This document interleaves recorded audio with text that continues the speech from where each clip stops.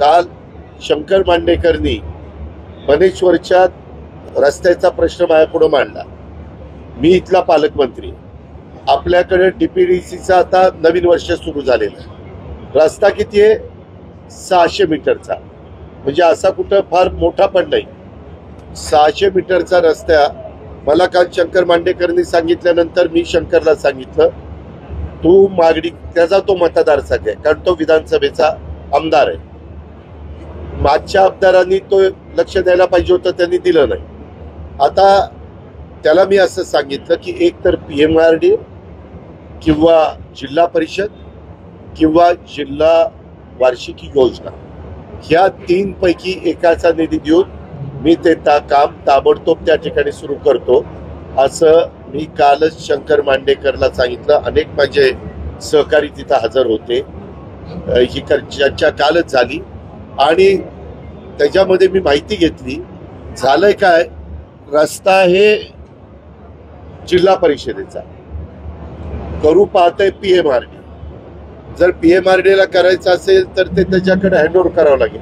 अशा काही गोष्टी आहेत, तर मी काल सांगितलेलं असल्यामुळं त्याच्यातनं मार्ग काढून ते मी टीव्हीला बातमी बघितली की 2 तारखेला काम सुरू करणार आहे।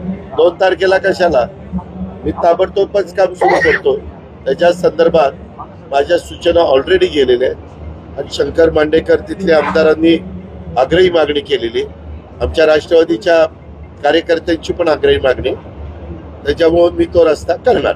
खासदार उपोषण करून त्याच्यामध्ये स्टंट करताना पाहिलं, नो कॉमेंट्स त्याच्या संदर्भात। मी पण आज 35 वर्ष काम करतो, तुम्ही पण मला बघितलेलं आहे। 600 मीटरच्या रस्त्याकरता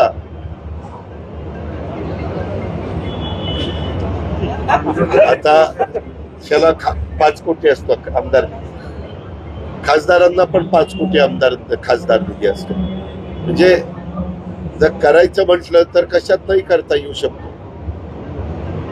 एखाद्या व्यक्तीला, आमदारांना किंवा खासदारांना किंवा लोकप्रतिनिधींना नाही ते करूनच पाहिजे, तर ते त्यांच्या खासदार निधीतनं आमदार निधीतनं एका मिनिटात सांगू शकतात त्या रस्त्याला किती पैसे लागतात, 25, 30, 50 काय लाख, हे धरा आणि रस्त्याचं काम सुरू करा।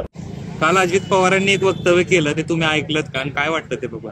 अगदी त्यांचं योग्य आहे म्हणता, पण आमदाराला 5 कोटी आणि खासदाराला कमी, खूप विनम्रपणे आणि अतिशय विनम्रपणे जर दाखवणार असाल तर पुरी माझी बाईट दाखवा। मी अतिशय विनम्रपणे हे म्हणू इच्छिते की 5 कोटी खासदाराला आणि 5 कोटी आमदाराला। आमदाराचे 3.5 लाख किंवा 4 लाख मतदार असतात, एका खासदाराला 23 लाख ते 25 लाख लोकांचा मतदारसंघ असतो। त्याला 1-2 तालुके असतात, मला 9 तालुके असतात।